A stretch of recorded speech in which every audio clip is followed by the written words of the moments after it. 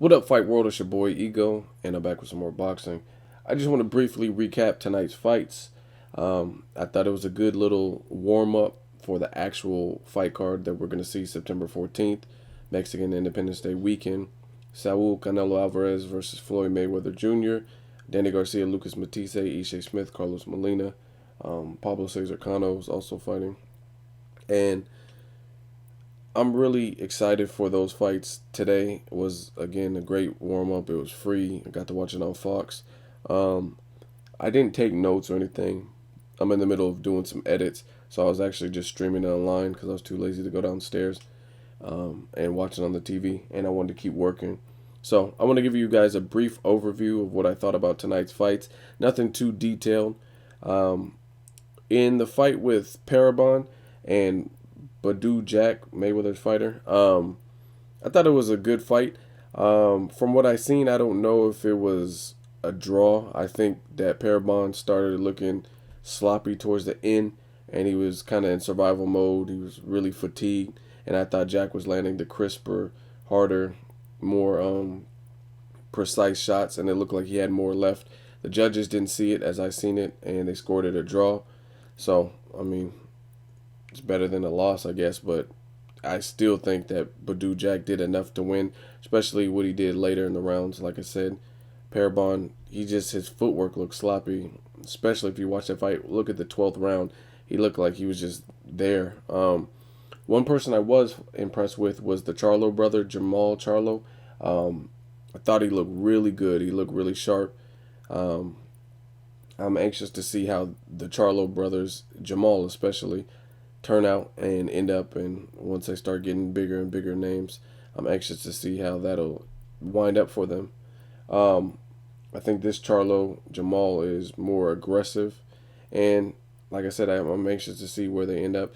I know that they got some good sparring with Edislani Laura at a point in time, so it looked really sharp. You just have to stay focused, stay smart, stay patient, stay disciplined, and use. I seen the Charlo brother. They use patience with skill, with defense. They look pretty complete. Obviously, it's too early to tell if they're actually complete, but I see a good balance of offense, defense, thinking, movement, using their size, and those kind of things. So, props to them. I'm definitely going to tune into their future fights. Hopefully, they start getting some step up. I think it's kind of like Gary Russell Jr. It's about time. We've seen what you can do against these level fighters. Step up in competition, and I'd like to see them face stiffer competition in the near future. Um, Main event: Shawn Porter rematch with Julio Diaz, and I thought this was very similar to the first in a lot of ways. It was definitely a rough and tumble affair. Both fighters wanted it. I think Julio Diaz's age started to show up in the mid to late rounds, and he was just getting just kind of manhandled and positioned from the much younger, probably physically stronger Shawn Porter. Shawn Porter is very athletic. He has a wrestling background, as Paulie Malignaggi was mentioning. He has the wrestling background. I think, again, his work, it wasn't always the cleanest. Don't get me wrong. Sometimes it was very sloppy, to be honest. But he did what he did, and he got a unanimous decision. He cleared up that blemish on his record.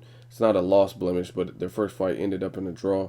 And this fight, he was awarded the unanimous decision. I thought that was rightfully so. I definitely think Shawn Porter did enough to win this fight. In the early rounds, Diaz looked good. He looked sharp. He was trying to box him from the outside, and he was putting together some good punches.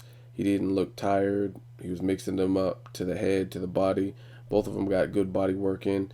And overall, I think Shawn Porter's just sheer determination, his work rate, the athleticism, that's what won him the fight.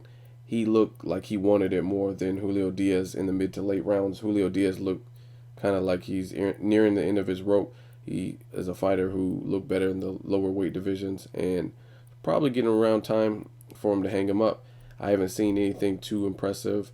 He was destroyed by Kendall Holt back in the day, and then Kendall Holt turned out not to be the truth. I mean, Kendall Holt lost his biggest fights with his big names. Danny Garcia lost his fights with Timothy Bradley lost his fight with really everyone's a big name, to be honest. Lamont Peterson and Kendall Holt also stopped Diaz. So I think Diaz again a tough game fighter. He's more or less kind of a gatekeeper. He can continue fighting. He had a good showing against Amir Khan. One thing I do have to mention is um, I'm really worried for Amir Khan at welterweight, to be honest, because Amir Khan looked very shaky against a catchweight of Julio Diaz, and then I just watched Shawn Porter, who, granted, he's a true welterweight or whatnot, and he's an athletic dude, but to me, he was the shorter fighter. He was much shorter looking in the face-off than Julio Diaz. Amir Khan has way faster hands, in my opinion, than Shawn Porter. He's rangier, he's longer, no homo.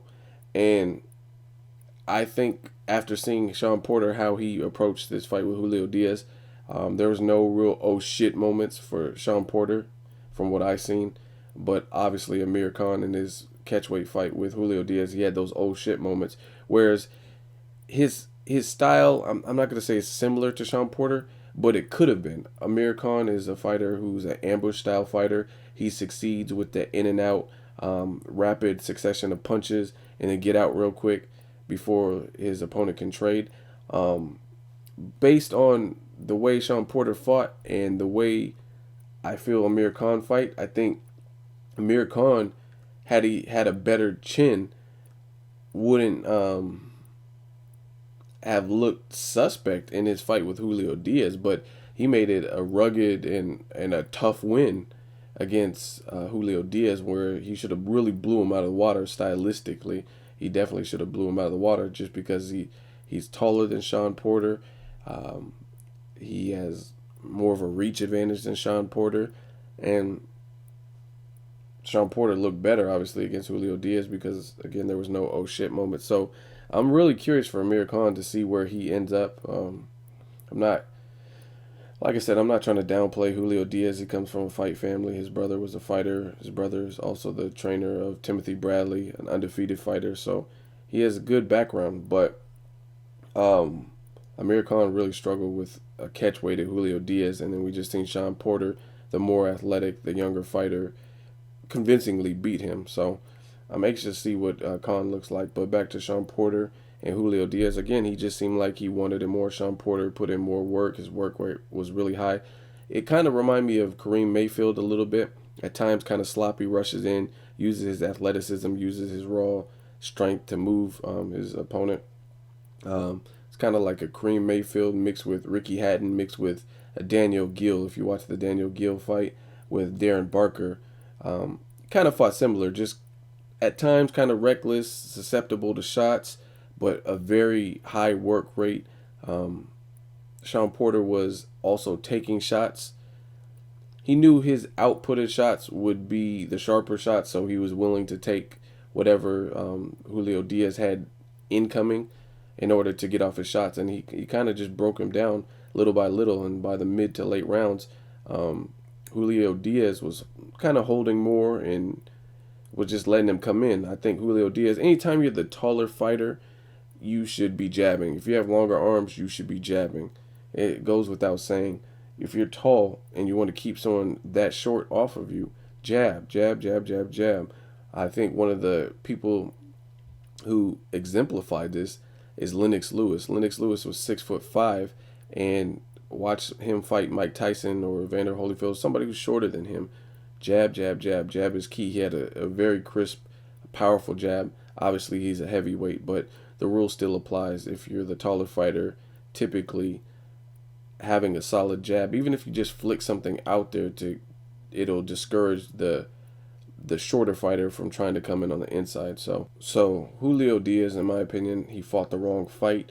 He didn't use the things that he would be strong at, like his height, his reach, just overall solid technical boxing skill, boxing from the outside. He kind of did early on, but he got away from the game plan, didn't really adapt, didn't remain consistent with those. Therefore, he lost the fight. Had he maintained that, I think it would have been a different fight because, again, Shawn Porter was coming in at sloppy angles, weird angles, and he could have capitalized on that. Julio Diaz has a decent knockout ratio, knockout percentage, and again, he didn't capitalize. To me, Shawn Porter, if he were to fight somebody like Mayweather or Keith Thurman, even, um, I think he'll get put to sleep just because he fights so reckless. And like I said, I don't know because he's still a prospect fighter. So I don't really know if his chin, but his chin's definitely going to have to hold up if he were fighting like a Keith Thurman. I think Keith Thurman would destroy that reckless aggression. Um, a sharp fighter is going to be able to use that against you. And especially if a fighter has power like Keith Thurman or maybe even the accuracy of a Floyd Mayweather, it's going to be like a check hook or something to catch you coming in, and it's a punch you don't see coming, and those are the ones that we all know hurt you the worst. So Shawn Porter, he definitely concisely won. I wasn't really impressed with his footwork. Again, he was kind of sloppy, but he did what he had to do in this given fight. Hopefully we see more improvements from him in the future when he continues to fight the guys at welterweight. Like I said, if he fights a sharpshooter, someone with like a Rigondeaux style, who's really precise. Obviously, I know boxing. I'm not saying Rigondeaux specifically, since Rigondeaux fights tons of weight classes lower than Shawn Porter. But I'm saying somebody with that style, somebody with that accuracy, somebody with power in both hands, maybe even a southpaw. I see it being bad news for a fighter like Shawn Porter. Shawn Porter. You don't want to see a sharpshooter with power or even a southpaw and then have someone coming in that reckless. So let me know what you guys think of Shawn Porter. What do you think of the fights tonight? And how are you going to spend your September 14th? Let me know something. As always, hate, comment, or subscribe. Till next video, it's Ego signing off.